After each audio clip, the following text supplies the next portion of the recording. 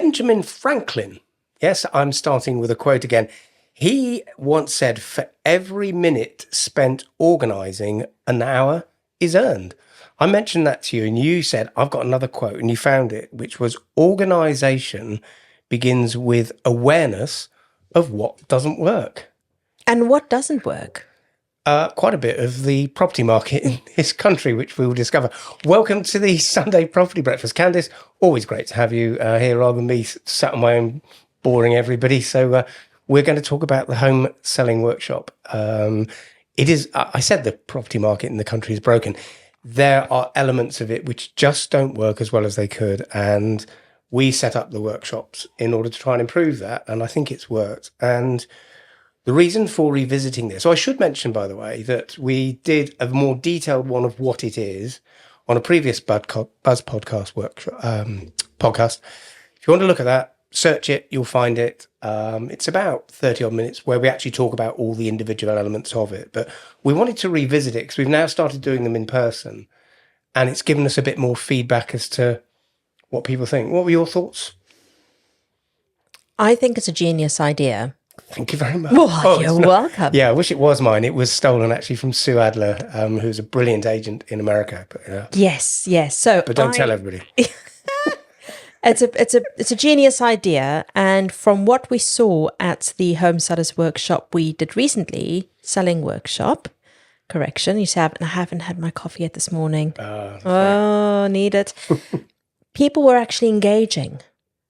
They were engaging with us, and it was very good for us to listen to how they feel, should I say, about their home, and the dilemma they have about where to start when they need to look at whether it's finding the right agent, decluttering, finding the right solicitor, etc. So it was actually really good.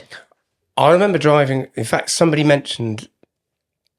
I remember having a couple of conversations with different people after the last one, and they were. It's interesting. One of them said, I knew what the issues were. Yep. And you've helped me to now understand them and deal with them so that when we come to the market, we know we're dealing with all these various aspects. Another lady I saw as she was leaving, who had chatted a bit during it, said, I hadn't realised how much there was to do. I thought I just phoned an agent, picked one or two, hoovered the carpets and whatever. I had no idea how complicated this could be.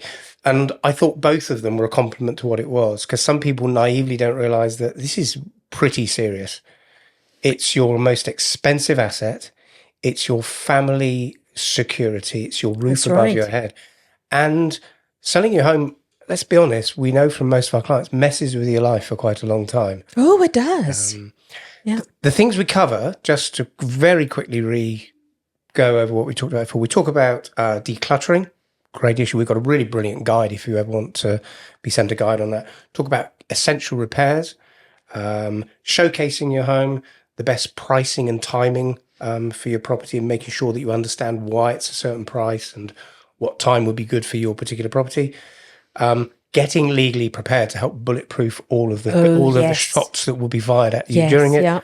And then just an understanding of all the market stats and data we use to make the informed decisions. Excuse me. So, and there's a very simple objective to it, which is just to help you sell for the best possible price, whatever that may be at the time, help you sell in the quickest possible time, however long that may take, and the outcome as well being causing you the minimum amount of stress possible as well. That's the nirvana.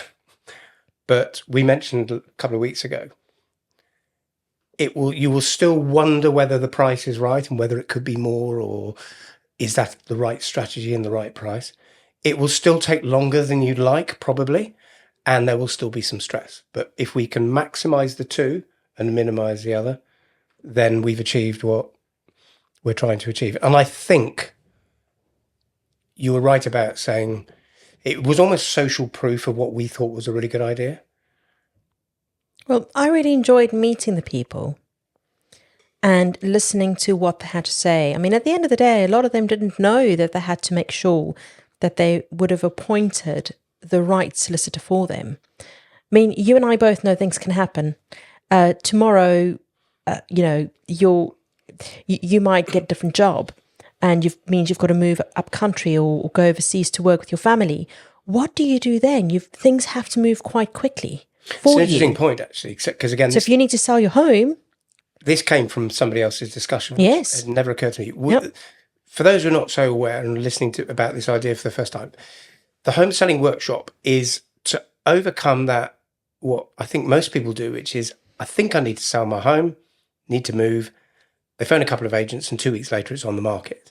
We're talking about people. If you're doing that, that's absolutely fine. Call us out and we'll do everything we can to prepare you. But the idea was, if you're going to sell sometime in the next few months, up to the next 2 or 3 years, plan ahead, and planning hopefully will give you this best result. But somebody at the last workshop said to me, I don't actually know when I'm going to move and I don't yet know if I need to, but some things can just change. Health, unfortunately, is probably the biggest one that is a line in the sand. As you mentioned job move. If you've actually thought a bit about, solicitor, repairs, showcasing my home, you may not have done it all, but you're halfway there and you're in your mind, you know what you need to do. So I think that had never occurred to me. But I just think at the end of the day, as you said before, Adrian, it's probably your biggest asset you'll ever have. 99.3%, I think it is in the country. Well, there we go. Biggest single asset. Yeah. And it's your safety net. It's where you go. It's your security blanket, and exactly. And at the end of the day, you need to be prepared for all things in life. And we don't always want to hear it. We don't want to know it. But the more we are prepared, the better. And therefore, we save time when that time comes. Do you know the analogy I've used to you a few times is, I quite like a car boot sale, and I've sold stuff on Gumtree and eBay. I find it odd that some people are willing to give up a weekend, clear out the loft, put a nice little sheet over the top of the old decorating table to get 65 quid at a car boot sale, which is still cleansing. It's all part of decluttering, funnily enough. Yes. And yet when it comes to selling their house, the average property value in the Hampshire area that you work with me on, and in fact it's not too dissimilar in Cornwall, is around 650,000, 700,000 pounds. If you make 1% difference, it's 7,000 pounds. And people will spend that time on a car boot sale, but not think of some of the things they need to do to prepare their house for sale, which I just find very odd. Back to the rickety gate. Yeah, rickety front gate. That's another of my classics. Yes. Beautiful house, run down, dreadful gate. What's the first thing the buyer touches? Is the gate that creaks and falls apart in their hand. The door handle that comes off. All these little things that you will be amazed how that triggers people in thinking, well, hang on a minute. What else could be wrong with this beautiful property that I don't know about? A car. Here's a good analogy. You've got a car that is mechanically absolutely brilliant because it was owned by an engineer. Oh. But the bodywork and the upholstery is dreadful. What's your first impression when you see that car? This is a bit run down, doesn't work very well. Exactly. It's the same thing with a house that if there are visual things that are broken, I'm not talking here about quality of decor. I'm not talking about show house. No. We're talking about broken. We're talking about broken tiles, broken windows, door handles that come off, cupboard doors on a kitchen that are wonky. People psychologically think, if that's what I can see, what can't I see? Exactly. That's one of the big things that came through to us as well on those. Should let you know when we're doing these then. So we've got ourselves a little residency. Yes, we do. Heron on the Lake. Yes. We're in the Angler's Den. I don't know if you know the Heron on the Lake. The Angler's Den is a little separate room with the big rolling doors. We're there on the second Tuesday of the month from 6 till 8 to do the home selling workshop. We have a little meet and greet and a little chat. We have the core of it between about 6:30, 7:15, and then a little bit of a chat afterwards. We're there on this next Tuesday, a couple of days' time, on the 11th. Right.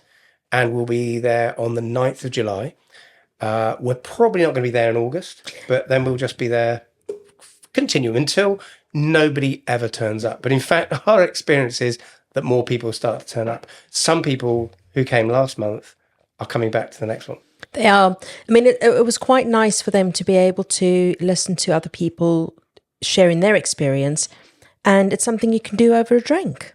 Well, there is that, and we even generously provided, Yes, we do. a small glass of warm white wine for our finest. Oh, it's a good thing it's situated by the lake. What I was interested in as well is, so we have these various topics, and some of them are a bit dry. The legally prepared thing is boring. It's not exciting to talk about. But when you tell people that the average time when when a chain is agreed, so if I'm at the top of the chain and I'm not buying anything, and I sell to you, and you sell to Jack, who's recording our podcast for us, and Jack is selling his house to Mary.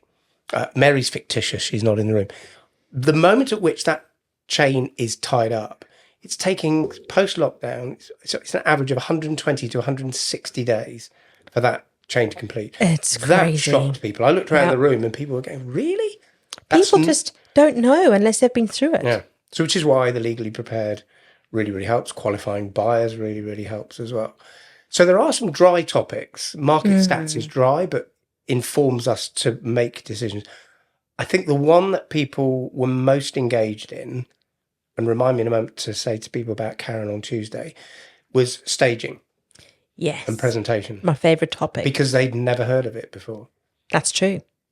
So staging is, again, I think it's important to point out, this isn't about show houses.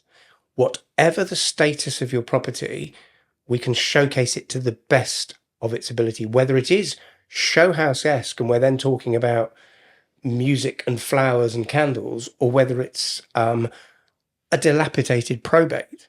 You can still steam clean carpets and make it, presentable to walk into, clean to walk into, and of course everything in between. And let's be honest, most properties are somewhere between. Most properties aren't the dilapidated probate, easy for me to say, and they're not the show house. They are somewhere in the middle where a little bit of work can help. Next one on Tuesday, Karen at Renaissance Interiors, who has been on our podcast talking about staging. She's going to do a special little bit within our general one as well about staging, because it is such a popular topic for people. Well, the way she talks about it, and she was there with our previous one, people actually really listened, and they actually had a good chat with her afterwards. Do you know why that was? No. Because it wasn't me talking about it all the time. And it wasn't joking aside, it was actually really nice to lovely. Have the person, we understand the staging thing. I understand it quite well. You understand it very well, but Karen is like at PhD level. She's it's brilliant. What she does for a living. She's brilliant. Whenever you talk to anybody like that, it takes it to a new level. And I think the thing I love about her is it's very, very, I can't think of the word. It's sensible level. It is not. The moment people hear interior designer, they think Chelsea Harbour, Lawrence Llewellyn-Bowen, expensive fabrics and all that sort of thing. It's not. It's being practical. It's about taking furniture out of a room. It's putting a piece of furniture in one room into another. It's getting rid of too much personal stuff. It's brilliant what she does. It's really the personal stuff is something I've always found very interesting, because when you have a potential buyer walking into a home, you want them to see their potential future in the home as opposed to the vendors. Yeah. It's not a museum. No, it's not. It's not a photo be. No. gallery. At the same time, it isn't I've sometimes seen it where people think that showcasing and decluttering is actually almost taking every single bit of identity out of it, and you end up with these really monotone houses. That's going the wrong way. It should still appear warm and inviting, but Mr. and Mrs. Smith are no longer living there. This is Mr. and Mrs. Jones coming in to look at it, say, I can picture our family in here. Yes. Yeah. So a reminder on those dates. So Tuesday, a couple of days' time, between 6 and 8. If you go on to the Buzz podcast write-up for this, it'll show the Eventbrite invite to get the ticket. You can turn up on the spot, but it's really great if you can just invite ahead, and there's still some tickets spare. We don't see too many people, but there are still some tickets spare for this Tuesday. And just remember, second Tuesday of the month between 6 and 8, not in August. Come along, bring a friend. And I just think the more people we have there, we just get more of that feedback and more of that. It becomes more of a workshop rather than a presentation. Yeah, it definitely educates us too. Does. So thank you again for listening to Sunday Property Breakfast. If you want to hear more about what all the bits are, look back at the old one under Home Selling Workshop. We'll be back again next week. Not sure what we're talking about next week, but we could well be talking about pets or probate. Those could be the two subjects. But thank you as always. Please like, share and follow, and we'll see you next Sunday. Thanks very much indeed. Thanks for listening to the Sunday Property Breakfast podcast. We hope you've enjoyed this week's episode. Please feel free to share it with anyone you know who you think might benefit from these exclusive market updates. And if you have a question that you'd like us to answer directly, then just email Adrian@define, that's DFINE.co. See you next week.